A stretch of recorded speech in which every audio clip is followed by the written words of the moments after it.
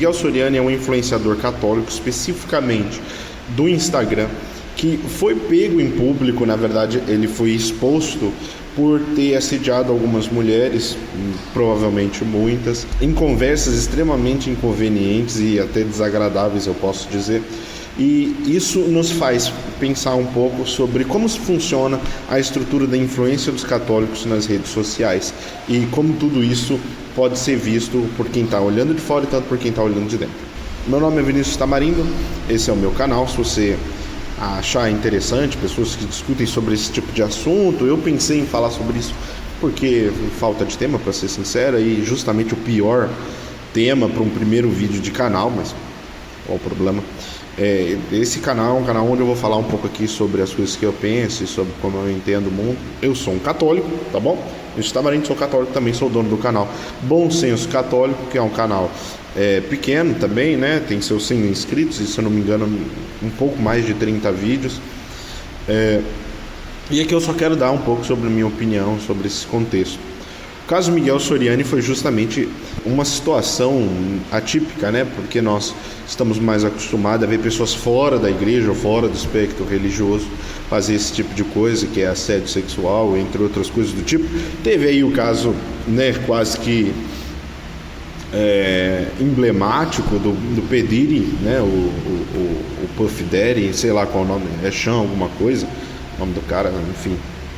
Também é outro tarado, outro maníaco sexual.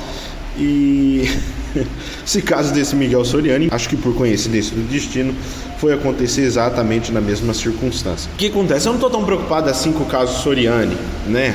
Que é só um cara doido que inventou de dar em cima de um monte de mulher casada, ele mesmo sendo casado com filhos, pelo que eu entendi, tá? Eu não conhecia ele até esse caso Miguel Soriani. Eu realmente achei interessante comentar sobre um outro assunto, não sobre especificamente sobre o Miguel Soriani, mas tratar sobre o assunto dos católicos ao redor, de como foi a recepção desse assunto, de como foi a repercussão dessa coisa na internet. A primeira coisa que eu quero listar aqui é o fato da explosão da bolha católica, que a galera adora dizer. Explodiu porra nenhuma. Esse povo adora, né, superfaturar as coisas. Eu esqueci a palavra em português, mas deixar a coisa mais importante do que de fato foi o que aconteceu. A verdade é que um maníaco sexual foi exposto. Eu não sei se esse cara realmente é um maníaco, ele disse que não, mas um doido, né, foi exposto, e a galera começou a cobrar dos outros. E aí, você não vai falar nada, vocês não vão fazer vídeo mencionando.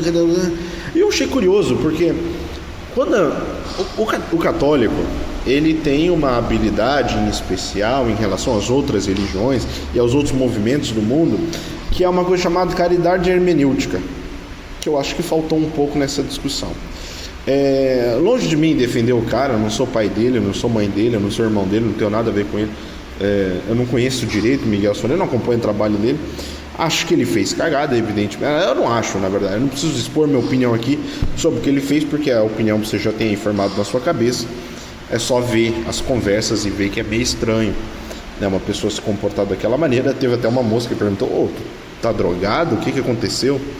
Porque ninguém estava esperando que ele fizesse uma coisa dessa, né?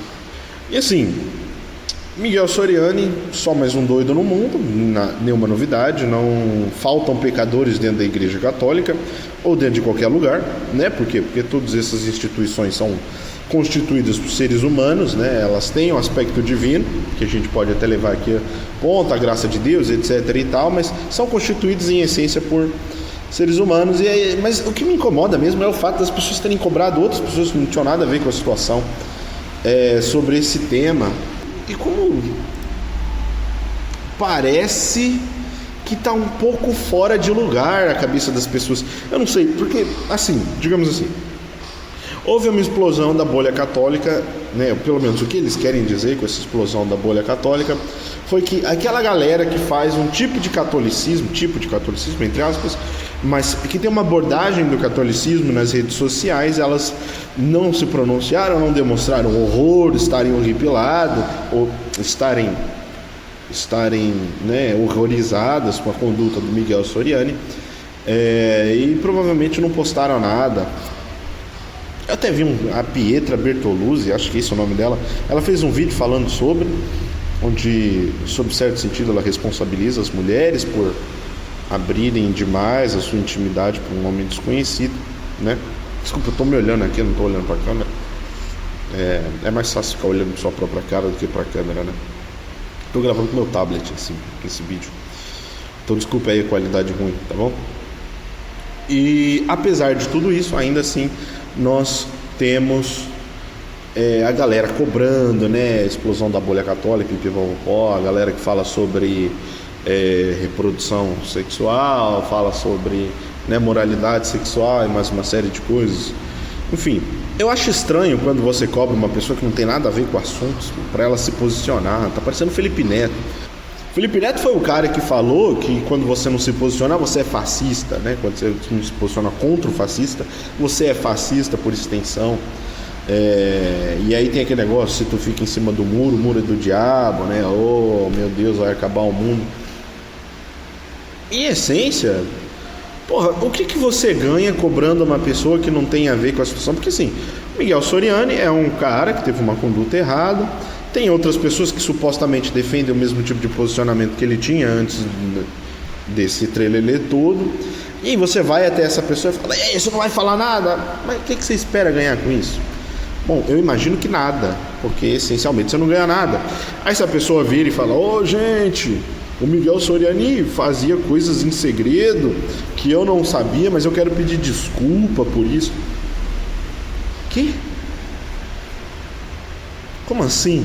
E aí começou uma treta, que na verdade já é uma treta que vem durando aí alguns meses, que é a treta dos anticoncepcionais, mais especificamente do uso do método Bini, do espaçamento da gestação, né?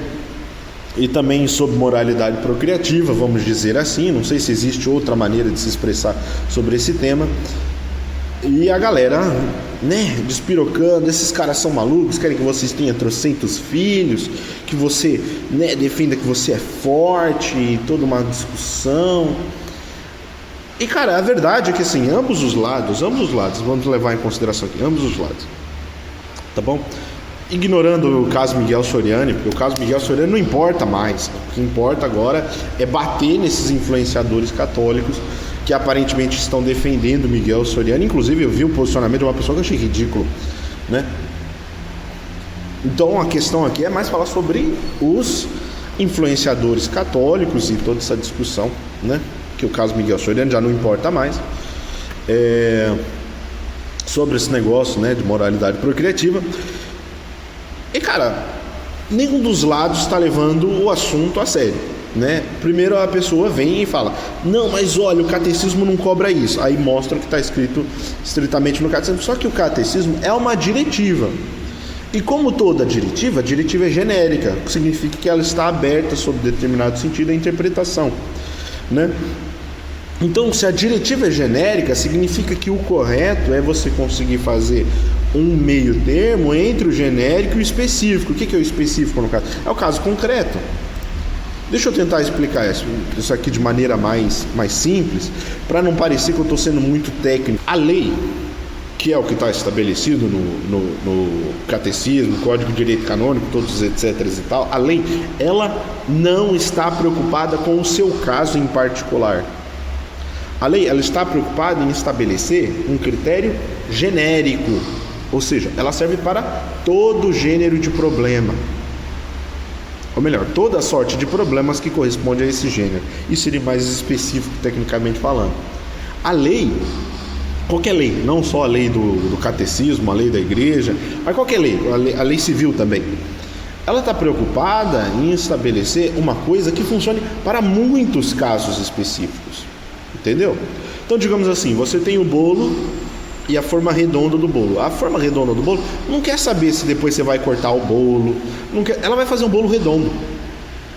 Se depois você vai cortar, vai moldar, vai rechear, a forma está cagando e andando para isso. Ela não se importa com isso. Não é trabalho da forma estabelecer o que você vai fazer com o bolo, mas é trabalho da forma fazer um bolo redondo. Entende? No caso, se a forma for redonda, mas estou partindo do pressuposto, vocês entenderam isso. Tá bom? A lei é a mesma coisa, a lei é a forma redonda. Ela não está preocupada com os casos particulares. Ela está preocupada em estabelecer uma lei geral. Tá bom? Então ela serve mais ou menos para você entender os casos de maneira genérica. Só que o bolo, que é o caso, ele vai sofrer uma série de circunstâncias. Ele vai ter que ter um jogo de cintura, vamos dizer assim, a gente chama isso jogo de cintura rebolado. Então, quando você vai fazer o julgamento de um caso real, você tem que pensar nas particularidades do caso. Ninguém está levando em consideração casos reais, todos estão levando em consideração casos genéricos / abstratos. Então, aqui a gente entra numa discussão patética, onde os dois lados só se atacam porque eles não se gostam. Não tem a ver com a situação de um tá querendo buscar a verdade, o outro tá querendo buscar a verdade. Não tem nada a ver com isso. Não tem nada a ver com isso. Inclusive o negócio de se posicionar contra o Miguel Soriani não tem nada a ver com a busca da verdade, tem a ver justamente com o fato de que eles não gostam previamente dessas pessoas e eles utilizam o Miguel Soriani como um subterfúgio, uma desculpa para poder atacar Ítalo Marcilli, Samia Marcilli, Adéia Utibe, enfim, quem for, entendeu? Longe de mim defender essas pessoas, não é esse o meu problema, não é isso que eu estou querendo. Eu estou simplesmente falando que nenhum dos lados está preocupado com um problema real, com um problema concreto. Um dos lados leva em consideração um pouco o problema real, que é quem? O lado que defende, vamos assim dizer, a liberdade procriativa. Só que mesmo eles utilizam isso como uma espécie de fetiche. Por que eu digo fetiche? Porque é justamente usado essa perspectiva como um marketing, como, né, uma propaganda de uma pessoa extremamente virtuosa e tudo mais. Cara, todo mundo que está tentando mostrar virtude, você duvida. Então um cara que foi lá cobrar as pessoas de falar do Miguel Soriani, não duvide dessa pessoa, porque isso também é marketing, tá bom? Miguel Soriani tá errado, a bolha católica tá errada. Mano, você foi vítima de uma ação de marketing. Você também é um alienado, igual os caras que seguem o outro lado. Você não entendeu a situação. A situação é que não tem nada errado aqui e também não tem lado certo. Só tem duas pessoas se engalfinhando, dois grupos se engalfinhando porque eles não se gostam previamente. Um não admira o outro e na verdade eles desejam se destruir, porque um destruindo o outro eles conseguem uma parcela maior do mercado. Para mim tudo bem, né? Se eles querem vender faz parte do negócio. Inclusive no Bolsas Católico eu tenho um curso, né, que eu vendo, evidentemente, mas eu acho que para isso você não precisa xingar ninguém, você não precisa ofender ninguém, nem precisa apontar o dedo na cara de ninguém, nem acusar ninguém de nada.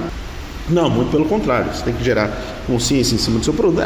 Enfim, não vou falar aqui sobre marketing, porque não é esse o assunto. Então, vamos lá. Qual que é a questão, essencialmente, do caso Miguel Soriani? É que o Miguel Soriani, ele foi um símbolo, ele é um símbolo que representa a bolha católica e estoura mostrando que toda a bolha católica é podre, na verdade eles são cheios de defeitos. Só que assim, desculpa surpreender você que não pensou nessa possibilidade. Você acha mesmo que quem acompanha Ítalo Marcilli, Adéia Utiba não sabia que eles têm defeitos?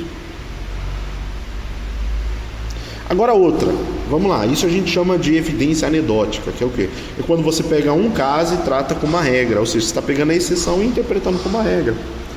Evidência anedótica é quando você não tem informação suficiente para julgar um caso, né? Ou seja, para estipular a natureza de uma situação, e você ainda assim interpreta todo o panorama geral dessa situação por esse único caso, essa pequena quantidade de casos que você tem para fazer esse julgamento. Toda evidência anedótica, é burra, por excelência, porque ela trata a exceção como uma regra sem saber que a exceção é uma exceção. O caso do Miguel Soriani é um caso desse. A verdade, se fosse regra, que todos eles fossem depravados, tarados, que não sei o que lá, isso provavelmente ia estourar em algum momento, como aconteceu com Miguel Soriani, e não foi o que aconteceu. Miguel Soriani foi exposto e os outros não foram. A verdade é que a exposição de um lado daria, né, suscitaria coragem para as pessoas exporem o Ítalo Marcilli, Samia Marcilli, Adéia Utiba. Então, assim, o fato do Miguel Soriani ter um problema com sexualidade, né, ou falando com termos mais genéricos, ser um tarado, não faz o fato da Samia Marcilli, do Ítalo Marcilli, da Adéia Utiba, enfim, de quem for que você quiser, ser maluco, imoral. Não significa nada disso, porque o Miguel Soriani é Miguel Soriani, as outras pessoas são as outras pessoas. Então agora, quando a gente fala do caso Miguel Soriani, deixou de ser só sobre o Miguel Soriani e virou o caso da bolha católica, né?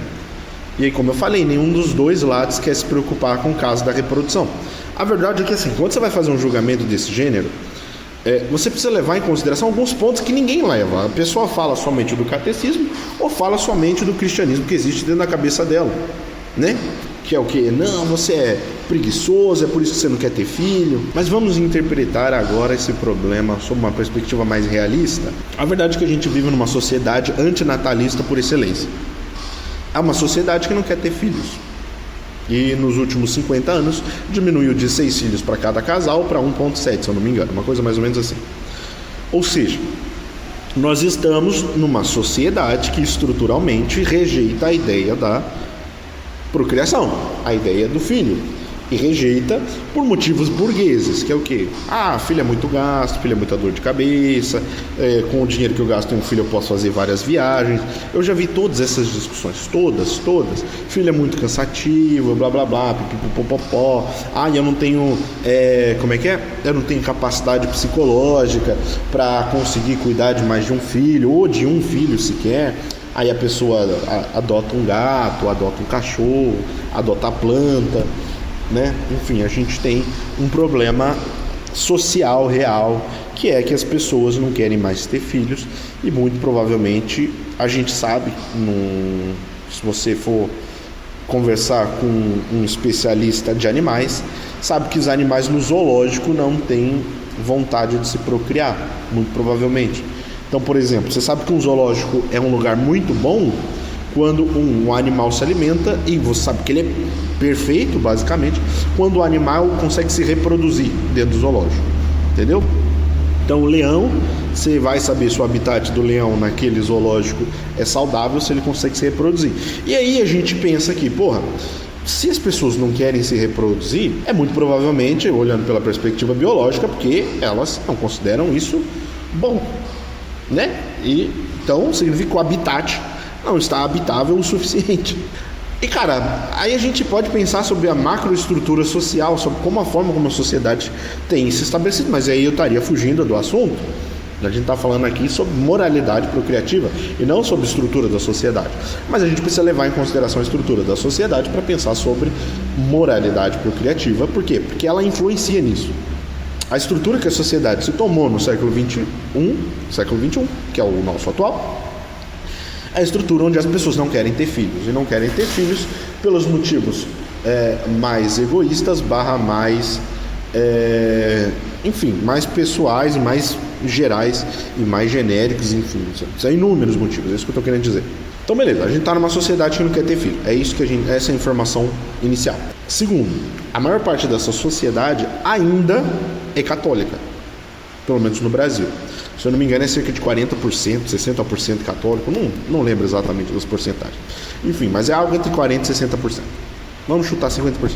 Católicos, pelo menos eles se falam católicos, né? O resto é protestante, ateu ou de outras denominações. E aí, se a gente sabe, primeiro, a sociedade não quer. Segundo, a maior parte da sociedade é católica. Então, terceiro, a conclusão é necessária. A maior parte dos católicos não quer ter filho ou não quer ter muitos filhos, né? Ou seja, nos casos mais comuns não quer ter muitos filhos, nos casos mais radicais não quer ter filho em absoluto.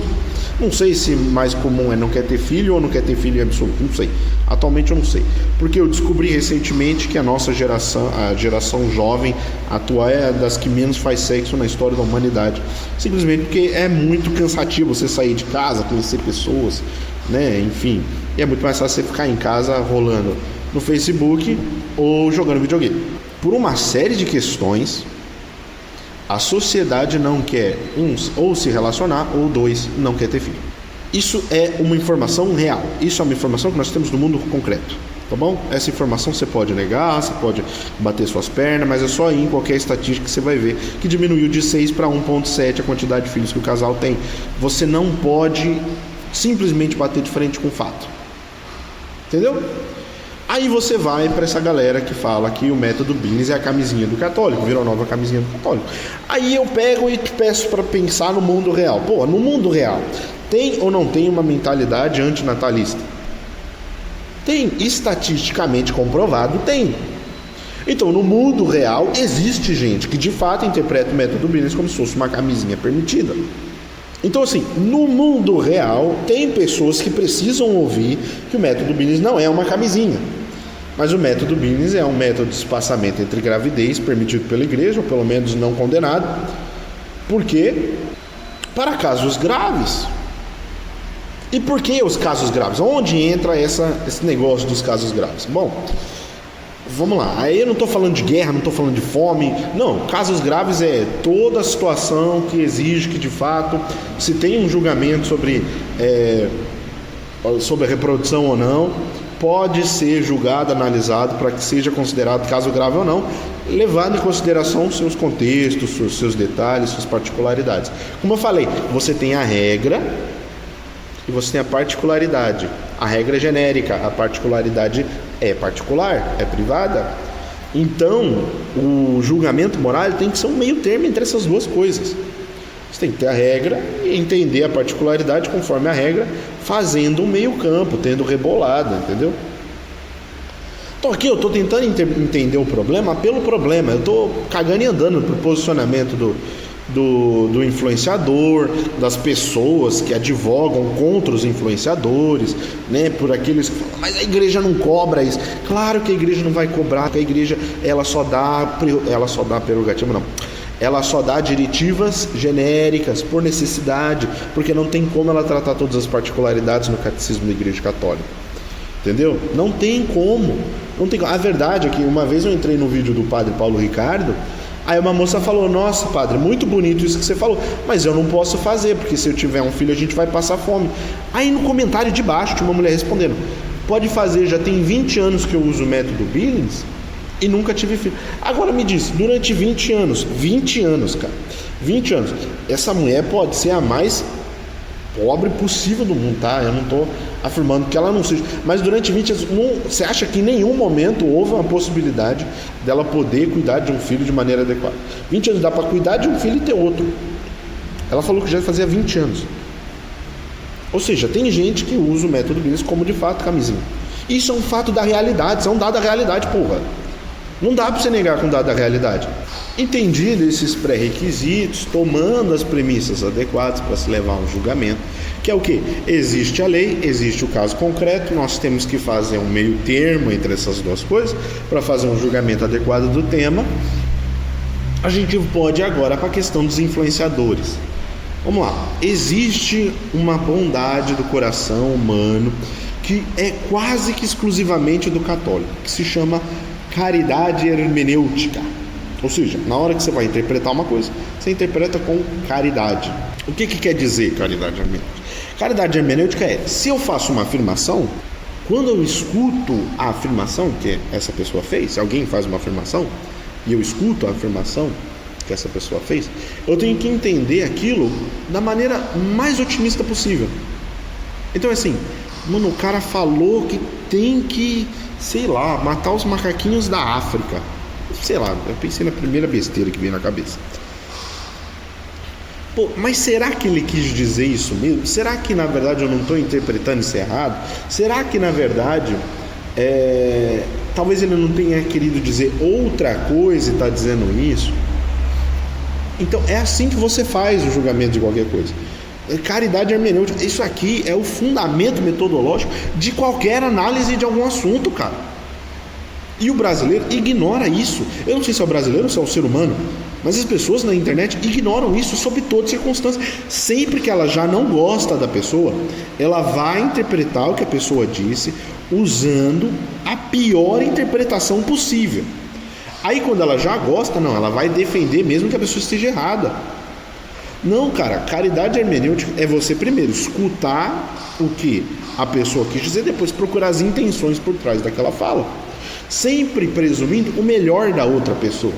Gente, o nome disso é esperança, é virtude da esperança, eu não estou brincando. Esperança é você viver o céu aqui na terra. Então, se esperança é viver o céu aqui na terra, é você interpretar que as pessoas que estão ao seu lado são santos.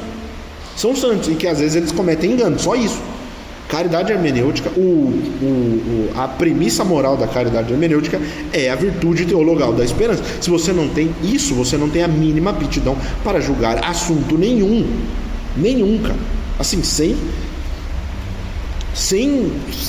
exceção, você não tem Você não tem habilidade para julgar nada. Você não tem habilidade nem para julgar jogo de futebol de botão.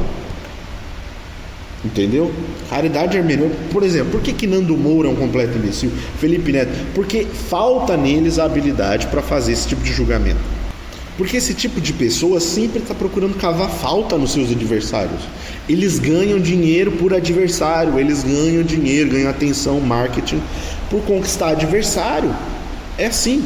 Assim, não tem como você interpretar as ações de Nando Moura ou Felipe Neto, qualquer criatura desse gênero, sem você entender. Ele está atacando aquela pessoa simplesmente porque esse ataque produz marketing, produz atenção, produz, enfim, engajamento, um monte de coisa. Então, caridade hermenêutica. Sem caridade hermenêutica não tem discussão. Se eu estou discutindo com uma pessoa, eu percebo que ela não tem caridade na hora da interpretação, que ele está enviesando tudo que eu falo, que ele tenta desvirtuar tudo que eu digo, essa pessoa não merece minha atenção, não merece ser escutado, não merece minha atenção, não merece nada, cara. Ele é um idiota, um egoísta, um arrogante. Agora, caridade hermenêutica, o que será que esse cara está querendo dizer? Será que ele está conseguindo exprimir exatamente o que ele pensa? Ou será que às vezes ele está tendo uma dificuldade de falar alguma ideia? Enfim. Quando então o influenciador da bolha católica fala: o católico hoje em dia usa camisinha como... o católico hoje em dia usa o método Billings como se fosse camisinha. A gente tem que pensar uma outra coisa. Primeiro, esses influenciadores estão falando para o público macro. O público macro tem, por maioria, um pensamento antinatalista. Você pode ver esses influenciadores, eles falam para 100 mil, 200 mil pessoas por mês, ou mais, 1 milhão, enfim, de pessoas por mês, não sei quanto, mas é gente para dedéu. Segundo, muitos desses influenciadores da bolha católica falam para não católicos, ou seja, eles estão incutindo uma cultura nessas pessoas. Isso significa que eles precisam sim ser mais rígidos para que essa nova cultura possa adentrar dentro da fé católica e, com esse primeiro rigorismo, começar a fazer esses primeiros meio-campos. Lá dentro, numa formação mais específica para católicos, você dá uma educação mais apropriada. Você fala: cara, não é bem assim, a gente fala isso daqui pra gente de fora. Por quê? Porque a gente é mais rígido com quem é de fora, para entender que esses posicionamentos são posicionamentos católicos, entende? É uma questão de marketing, é uma questão de posicionamento de marca. Aqui dentro a gente vai fazer uma discussão um pouco mais aberta, um pouco mais levando em consideração as particularidades. Outro ponto, esses influenciadores estão partindo do pressuposto de que as pessoas influenciadas têm outras influências além dele. É claro que se você vai pautar todo o seu pensamento em cima de uma pessoa, você está fazendo alguma coisa de errado. A menos que essa pessoa seja Jesus Cristo, evidentemente, mas mesmo Jesus Cristo quis deixar os padres, os santos, toda a igreja, entendeu? Então, sim, se você não tem caridade hermenêutica, primeiro, que com caridade hermenêutica você já quebra a discussão da bolha católica. Guilherme Freire, Ítalo Marcinho, são só pessoas trabalhando, entendeu? E aí eles constroem toda uma linguagem de marketing e tudo mais. Nada demais. A gente só tem que levar em consideração que o povo brasileiro realmente não tem, tic-teco suficiente para entender que tudo aquilo não é literal, não tem que ser interpretado no pé da letra, mas que aquilo é um posicionamento de um católico firme, mas um católico que entende que existe um mundo real além da lei, né? E aí a gente tem os dois lados da lei. A lei fala, não, mas que a lei mesmo, vamos assim dizer, o texto da igreja afirma que é permitido usar os momentos inférteis, contanto que não esteja previsto uma impossibilidade de gestação, né? Ou seja, não interromper o coito, não usar camisinha nem nada do tipo, mas usar os períodos inférteis, enfim, método Billings, né? Que a gente conhece. Isso é o que a igreja diz, impossibilita. Agora, a igreja, no próprio texto do catecismo, tem dizendo assim, uma coisa que, veja, previamente, durante o ato ou após o ato, que impossibilite a gestação. Ou seja, previamente, esse previamente que é a pegada que o pessoal não entende na hora que vai fazer um julgamento. Esse previamente é o que? É na intenção, é porque o ato ainda não aconteceu. Se é na intenção, ou pelo menos em um ato que é anterior, né? que precede o ato sexual, pode ser tanto na intenção, ou seja, eu estou planejando efetivamente impossibilitar minha gestação por meio de um negócio, mesmo que ela use uma ferramenta que não é 100% precisa, que é, por exemplo, o método Billings. Mas, por exemplo, os próprios católicos que são proponentes do método Billings falam que o método Billings é mais eficaz do que a camisinha. É mais eficaz do que a pílula do dia seguinte, que é a pílula os 21, né? O ciclo 21. Os próprios católicos falam que o método Billings é mais eficaz que os métodos anticoncepcionais artificiais. Ou seja, se a mentalidade antinatalista já está incutida na alma daquela pessoa, se ela já quer evitar intencionalmente a fecundidade, e aí ela usa do método Billings simplesmente porque ela acredita que ele é mais eficaz e porque supostamente disseram para ela que é permitido, ela pecou do mesmo jeito, caralho.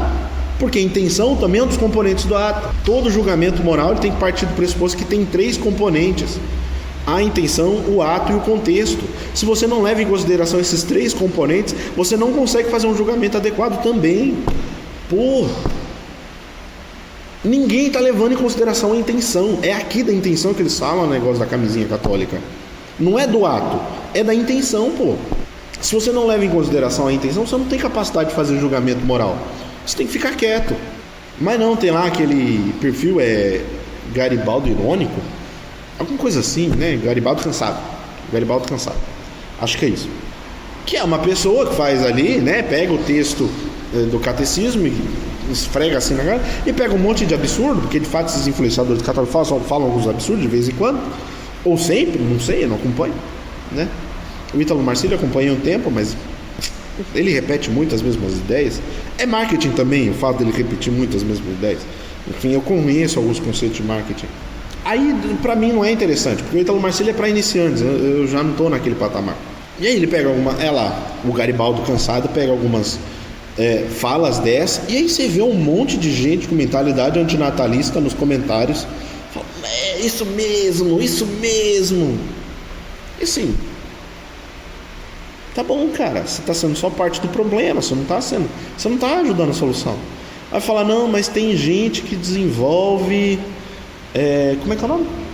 Escrúpulo por causa disso. Tem gente que desenvolve escrúpulo, que tem doença, que não sei o que lá. Bom, essa pessoa, ela tá se deixando julgar por uma pessoa. Novamente, cara, se você se deixa influenciar por uma única pessoa, é claro que muitas vezes você vai pegar a opinião vigente, a discussão, né? Nada na internet é feito no seu maior nível. Nada. Não tem como você fazer um vídeo em alto nível e as pessoas assistem. Não tem como, porque as pessoas gostam de imbecilidade. As pessoas gostam daquele gostinho, né? de doce na boca, do entretenimento. Não gostam de informação. Eles não gostam. O brasileiro não gosta de conhecimento. O brasileiro não lê um livro por ano. Entendeu? Então assim, Miguel Soriani, deixe de ser tarado. Vai se cuidar, amigo. Vai se cuidar. Você fecha o seu curso, vai trabalhar de fazer outra coisa, né? Enfim, não vou dizer fechar o curso, porque se o curso funciona, glória a Deus, espero que os meninos realmente saiam do vício da pornografia, mas eu recomendo que você não atenda mais mulheres, né? Por quê? Porque você está se expondo a um risco que é desnecessário. Se alguma mulher vier, você fala, olha, aí você encontra uma amiga sua que trabalhe com essas coisas. Então, assim, Miguel Soriano, duvido que você vai assistir esse vídeo, Miguel Soriano, mas saiba, Miguel Soriano, você é um tarado. Deixe de ser tarado, homem. Não trabalhe mais com mulheres. Evite o risco, evite o problema, a dor de cabeça. Evite, homem. É assim que você se livra dessas porra. Você ensina essa merda, é impossível que você não saiba. Entendeu? Então continue o seu curso aí ajudando meninos, homens, a sair desse problema, porque eu acredito mesmo que deve ajudar, porque deve ter um monte de testemunha aí, um monte de gente que de fato se ajudou. Então assim, é seu trabalho, tá? Eu não sou contra você, Miguel Soriano, você não é meu inimigo, você é só um pobre pecador, miserável nessa vida desgraçada que Deus permitiu que a gente tenha, né? Mas graças a Deus por ela. Eu já falei aqui, né? E vocês que estão aí nessa discussão da internet, vamos estourar a bolha católica. Meu, porra, cresce, meu. Cresce, você é só uma pessoa comum, ninguém liga pra sua opinião, foda-se o que você fala, entendeu? Não estourou porra de bolha católica nenhuma. Os influenciadores católicos continuam tendo milhares e milhões de visualizações mensais e a sua opinião continua sendo irrelevante, entendeu? E para com isso. Ai meu Deus, esse estrelismo desnecessário, puta chatice, meu. Comunidade católica na internet é um saco. É um saco. Assim, eu sou católico, mas falar sincero, falar com católico é chato, cara. É chato. Meu Deus, é um senso de especialismo. Eu sou especial porque Deus me ama. Eu sou especial porque eu estou na igreja correta. Irmão, você está na igreja correta, é o mínimo. Ser católico é o mínimo. É o mínimo que você faz. Você é uma besta quadrada. Deus sentiu pena de você e falou: não, eu tenho que mandar a igreja para esse imbecil não condenar a própria alma, porque além de burro, ele também é incompetente. Então eu tenho que mandar a igreja, um negócio bem explícito, um sacramento bem definido, entende? Não é porque Deus olhou pra gente e falou: nossa, ele é muito especial. Não, é porque Deus olhou pra gente e percebeu que a gente é burro. É por isso que existe a igreja, não o contrário. Entendeu? Ele percebeu que a gente é burro, que a gente só faz as coisas erradas. Tá bom? E assim, seja o que Deus quiser, cara. Graças a Deus que ele percebeu a nossa burrice, porque Deus é inteligente, ao contrário de nós. E aí ele olhou pra nossa burrice e falou: eu preciso fazer alguma coisa, senão eles vão condenar a si mesmos. Graças a Deus por isso. Mas isso não faz de mim especial. Entende? Muito pelo contrário. É o mínimo ser católico. Tá bom? Então, deixa de estrelismo. Você não é especial, não estourou bolha católica nenhuma. Não mudou nada. O mundo continua a mesma coisa. O mundo continua rodando. O Miguel Soriano continua tarado. Desculpa, Miguel. Desculpa. Deixa de ser tarado, homem. Eu vi suas mensagens, hein? Não são mensagens de um homem reto, são mensagens de um tarado. Deixe de ser tarado, ó. Tá bom? Então é isso. Muito obrigado e valeu.